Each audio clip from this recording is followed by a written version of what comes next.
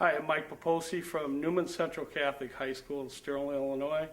I've talked a little about our offense previously, and now I'm just going to show you a drill or two that we use that helps in regards to us running our offense.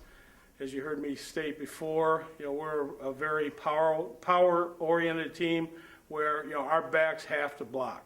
We spend a lot of time on this, and we have a couple different little drills we run in this, and it's worked out well for us. The first drill I'm going to show you is something that we use very live, except we do use the shields for our kids getting blocked, our linebackers basically. And we can set up a lot of different ways, but basically we'll come out in the wishbone attack, and our coach will stand over here, and he'll just call out a play. And that'll dictate where we're going to be doing the blocking. Okay, so he may call power end right. Okay, power end right, that makes this guy the guy we're going to block. So our kids got to get, boom, they call it right when they're in their stance, power end right, and so they know this is going to be their double team. So boom, they run it right away. As soon as they're out, we got lines of backs here. Next group's up, boom, power left guard, boom, power right end, whatever the case may be, okay? We've got a coach here who's just watching basically the footwork of our true wishbone. It's so important that we're not taking initial steps sideways or up here and then going there, whatever the case may be. So this coach is usually watching that. We'll have a coach over here and a coach over here watching to make sure we're getting the correct alignment, number one, because we do have a lot of kids that like to cheat up. If they know it's coming this way, this kid will cheat up. It gives away a play sometimes. We don't like that. But more importantly, they're making sure they're straight line and shoulder to shoulder to make that block. It's a real good drill because we get a lot of reps. We don't give the kids a lot of time to think about it. And I think that's very important. We want them to be able in the game, boom, be ready to go. Don't think. Power left guard, okay, boom. I know what I'm doing, let's go. And so that's what we like to try and do out of that, okay? We have another drill. When we split up, basically we have a fullback coach, and then we got a halfback coach, and they do a lot of stuff together. We've got, we call it a French tickler, I don't know. It's the arms with the bags and stuff, and I won't be able to draw that very well, but it's got a two-man up here, and then, of course, it's got the French ticklers here. So we run this drill kind of different, okay? We reverse the wishbone, but all we do is have, again, we have three lines. And they go from right to left, and then back over to the right. It's not a real drill just to practice if you're a right halfback, left halfback, or fullback. It's a running back drill. The coach will give the cadence. The kids already have the ball in hand. Boom. We go. We got an inside head here, inside head here. We're popping those things. The idea is to make this simultaneous because if one guy hits before the other, it throws off the sled, and then we got problems. So we try to get that done. This is the ball carrier. He is going to sprint through, so he knows what it's like to go through traffic, number one.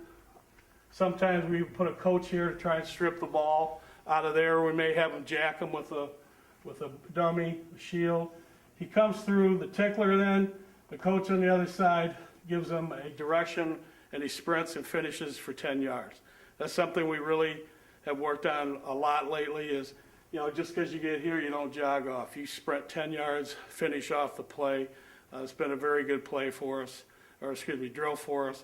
Our kids really, they enjoy this stuff because, we tell them how important it is to the team. I think, us as coaches, sometimes we don't emphasize enough how important, the importance of their job to get that stuff done. So it's been great for us. Then the last one I'll show you, we'll line up with a full backfield and quarterback center if we can have one. If there's a center, we'll put a nose across from them. And then whatever defense we'll be seeing that week, let's say we're going against the 4, so there wouldn't be a nose. And we'll put all the backers in there. Okay, these are the guys that we're usually going to block as backs. Our linemen are off doing their own stuff, but we do this and we'll call a play. For instance, our second man through, a belly right, okay? Our fullback's going to fake here. After he fakes, we want him sprinting. If this guy crosses face, block him. Our end is going to block here. It's an off tackle play. Basically, most cases, if it's belly right, our right halfback is going to be blocking that outside backer, okay?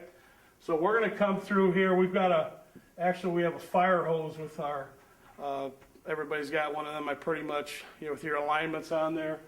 He's going to come off tackle and make that block here. And this, we do it with and without shields. We make this as live as possible because we just want to make it as game situation as possible. And we do this with our passing as well. For instance,